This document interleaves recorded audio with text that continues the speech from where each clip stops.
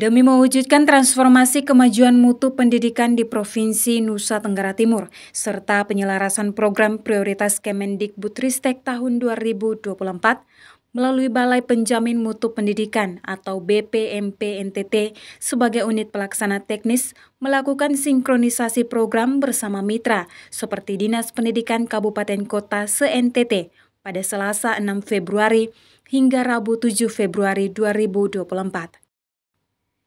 Kepala Balai Penjamin Mutu Pendidikan NTT, Herdiana, mengatakan rakor kali ini dengan tujuan lebih fokus mempererat silaturahmi dan kolaborasi untuk membangun chemistry dalam rangka mengembangkan pendidikan di NTT. Karena menurut Herdiana, selama ini masing-masing pelaku dunia pendidikan masih berjalan sendiri, sehingga pendidikan di NTT belum berjalan maksimal. Sinkronisasi, kolaborasi ya, sinergi, program yang ada di kami di pusat, program daerah, itu seperti apa untuk kita second. Sehingga ketika kita jalankan tuh lebih powerful gitu. Juga kita ajak juga mitra-mitra pembangunan, termasuk 7 ini baru. Dia belum lama, baru kali ini dia untuk turun ke wilayah timur. Nah ini Papua dan NTT salah satunya. Nah kita coba gerak 7 untuk nanti bareng-bareng, mereka juga punya anggaran, mitra pengen juga punya anggaran untuk bagaimana bersinergi programnya. Inti goalnya sama, yaitu kita PR-nya kan sama seluruh Indonesia dan NTT khususnya, yaitu peningkatan rapor pendidikan berdasarkan standar pelayanan minimal SPM yang PR kita masih merah di literasi dan numerasi.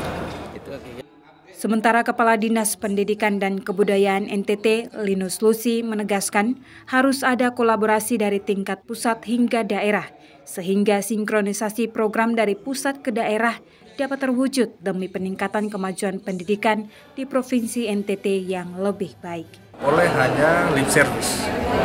Jadi artinya apa? Pusat buat lain, provinsi buat lain, kabupaten buat lain. Berarti goal tidak akan tercapai. Maka ketika ada ruang perubahan anggaran, saya berharap saya punya teman-teman kepala dinas kabupaten kota bahwa harus menyesuaikan kembali sehingga irama harus satu walaupun pendekatan beda-beda.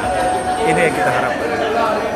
Apalagi Sekretaris Direktorat Jenderal Pendidikan Anak Usia Dini, Pendidikan Dasar dan Pendidikan Menengah, Kementerian Pendidikan Kebudayaan Riset dan Teknologi atau Setditjen PDM, Dr. Praptono, dalam membuka rakor Kepala Dinas Pendidikan se-NTT mengatakan satuan pendidikan dapat memanfaatkan rakor pendidikan sehingga pemerintah daerah dapat memanfaatkan pengalokasian anggaran daerah sehingga lebih efektif dan efisien. Lakukan asesmen nasional dan sudah dianalisis menjadi rapor pendidikan. Tinggal PR-nya bagaimana satuan pendidikan bisa memanfaatkan rapor pendidikan untuk membuat perencanaan sekolah. Pemerintah daerah bisa menggunakan rapor pendidikan untuk pengalokasian anggaran pemerintah daerahnya, sehingga perencanaan berbasis data ini benar-benar bisa menjadi budaya dan kebiasaan. Ya, kalau itu kita lakukan, maka insya Allah alokasi anggaran kita akan bisa lebih termanfaatkan secara efektif dan efisien.